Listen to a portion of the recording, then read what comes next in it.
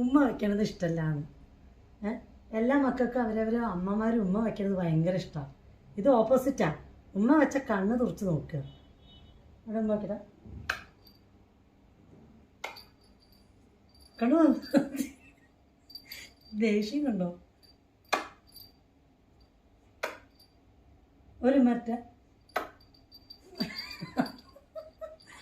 എന്തൊരു ദേഷ്യക്കാരി അറിയോ?